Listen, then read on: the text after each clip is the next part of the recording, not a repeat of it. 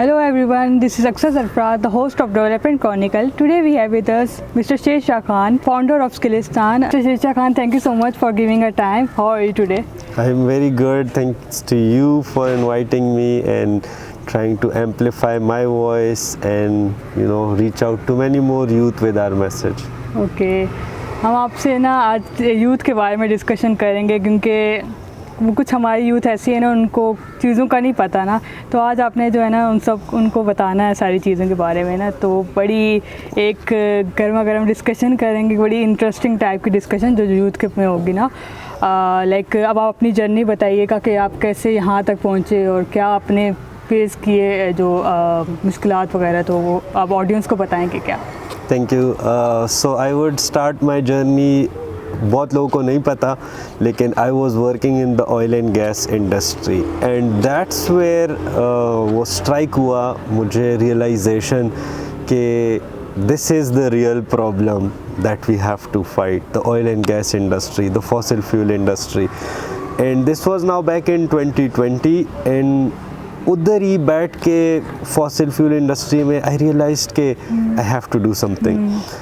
I started my own journey through volunteerism, definitely thanks to UNDP Movers Program, YCAP Fellowship and so many other platforms. And then I realized कि मेरा एक अपना platform होना चाहिए जिससे मैं और भी मज़ीद यूथ को स्किल्स दे सकूँ, ग्रीन स्किल्स दूँ and somehow train them to follow my pathway.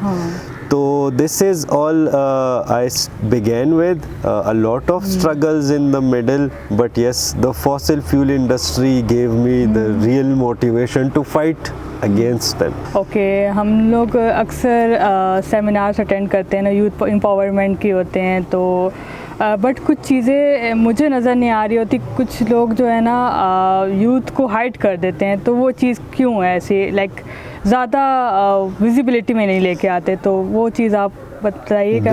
बिल्कुल I would agree to this, बल्कि मैंने अभी COP29 में ही एक चीज़ ऑब्जर्व करके फिर एक लंबा चौड़ा पोस्ट लिखा लिंक्डइन पे, and that was youth tokenism, what you are talking about.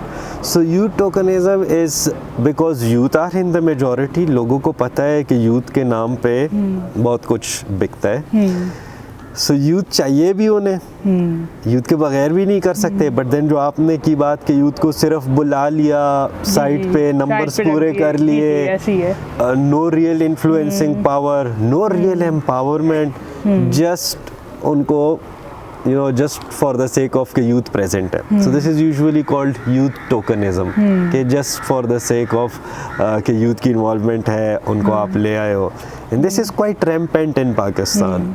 I on the other hand, because I came from, हम उस साइड से आए ना जो इग्नोर हुए, जो यूथ, तो we try to create spaces for youth जहाँ youth fully empowered हो। मैं एल्कोई पाकिस्तान का एग्जांपल दूंगा। एल्कोई पाकिस्तान में ख़ासकर फिर एक सेक्शन हमने रखा था where any youth from the delegates could come up to the podium and share their statements in 1 minute from the main podium. सबको इजाज़त थी। That's when you are empowered, जब आपको कैमरे पे सामने आके कोई ले आए and allow you to speak your heart out. So things like these need to be done and then we'll definitely see a change. आप इस तरह की कॉन्फ्रेंसेस में जाते रहते हैं जो इंटरनेशनल कॉन्फ्रेंसेस हैं, तो आपको कैसा एक्सपोजर मिला है इस इंटरनेशनल कॉन्फ्रेंसेस में, और क्या चीज़ आपने नोटिस की है जो पाकिस्तान में नहीं है और वहाँ पे है, और मतलब कि जैसे कि अपॉर्चुनिटी की हम बात करते हैं ना, लाइक इंटरनेशनल वे में काफ़ी अपॉर्चुनिटी है, but in Pakistan there is no opportunity in, like youth की कोई अपॉर्चुनिटी नहीं है। Nice question. I would say बहुत लोगों को लगता है कि ये बाहर के कॉन्फ्रेंसेस मतलब they are expensive, right? Sometimes you get fully funded, sometimes you have to self fund, sometimes it's partial fund. लेकिन बाहर के कॉन्फ्रेंसेस आपको एक नेटवर्क देते हैं जो पाकिस्तान में आपको नहीं मिलेगा डेफिनेटली। दूसरा, क्योंकि मैं ऑनलाइन ज़्यादा काम करता हूँ, workshops, when you actually physically meet those people that you have worked online with, it's a whole different network then. ये एक फ़ायदा होता है। You can pursue future collaborative work with them.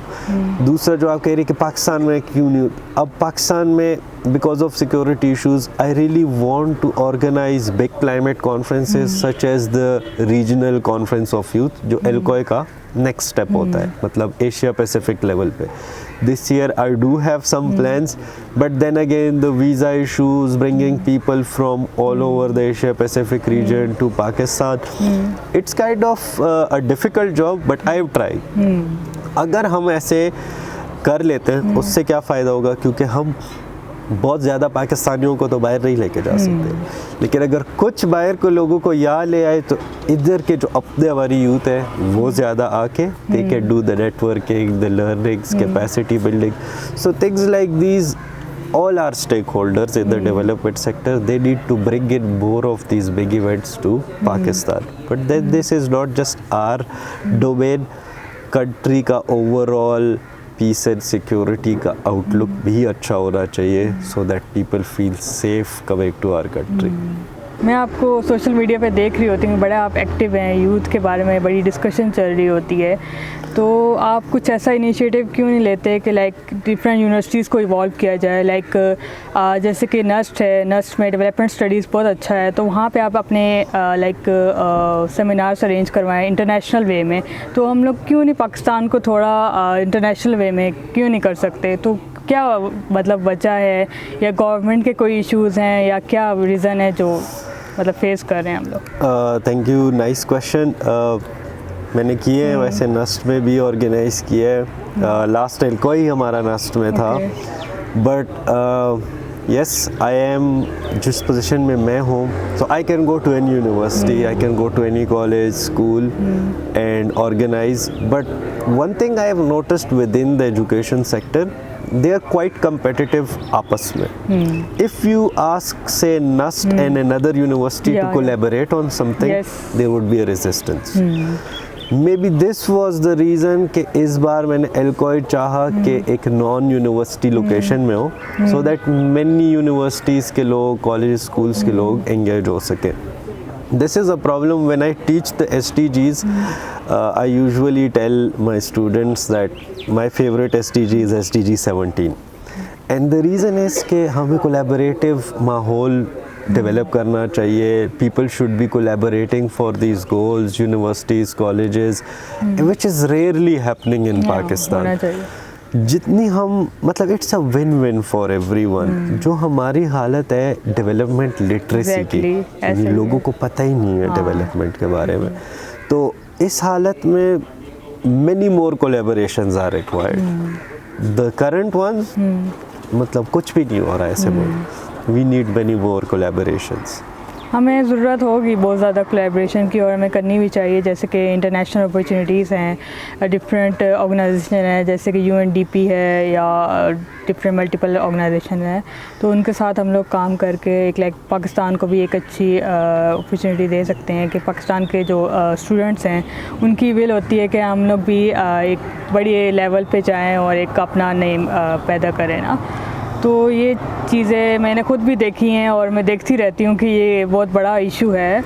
और जैसे कि मैं एक और कंट्री की बात करना चाहूँगी, अफ़गानिस्तान की। अफ़गानिस्तान में इशू है लाइक वुमेन की एजुकेशन पे ना, बहुत बड़ा इशू है। तो आप क्या समझते हैं इसके बारे में, और कि ये क्यों है मतलब बढ़ता जा रहा है? बलूचिस्तान में भी ऐसे इशू है, आप सिंध के इंटीरियर जगह पे चले जाएँ तो वहाँ पे भी ऐसा इशू फेस हो रहा है। और तो ये क्वाइट अनफॉर्चुनेट, मतलब अफगानिस्तान इज द फोकस, तो इसलिए हम उस पर बातें कर रहे हैं, लेकिन this thing is silently also present in with in Pakistan. KP में है, बलूचिस्तान में है, even rural areas of Punjab and Sindh and GB and AJ के women education is kind of not considered as important as men's education. Now coming to Afghanistan, very unfortunate. I thought the Taliban, when they would come this time, would have a reformist mindset, but somehow they are again being dragged towards their earlier stances, which उनके अंदर मुल्क में भी अभी उस पे even within the Taliban they are debating this thing.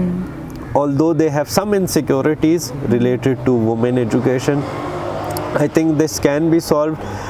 Talking about my own initiatives जो मेरे इख्तियार में हैं, so I am currently in talks with an Afghan organization, and just like the fellowship जो हमने पाकिस्तान के लिए launch की है batch 2, we are going to do a similar kind of fellowship for Afghanistan, which would be online, so even the women can participate. So this is something in my domain that I want to do for the Afghans. Definitely being our neighbors and someone who have suffered from the 5 decades of warfare, हमें उनके लिए कुछ करना चाहिए. That's my belief. सही है. जैसे कि कुछ कंट्रीज़ हैं, उज़्बेकिस्तान, कज़ाकिस्तान, किर्गिज़स्तान, ये सारे कंट्रीज़ हैं, तो इनमें काफ़ी रिसोर्सेज वगैरह हैं, और तो लाइक इन पाकिस्तान को कैसे बेनिफिट हो सकता है, पाकिस्तान की यूथ कैसे बेनिफिट ले सकती है इनसे, और आपको क्या लगता है कि कैसे लेना चाहिए बेनिफिट, तो इस पर बता दें. आई थिंक हम लोग क्योंकि साउथ एशिया ओरिएंटेड ज़्यादा है, ठीक है, because of our history British and all. But if you look at these istans, collectively these are the 7 istans. 5 ऊपर हैं, एक अफगानिस्तान, पाकिस्तान.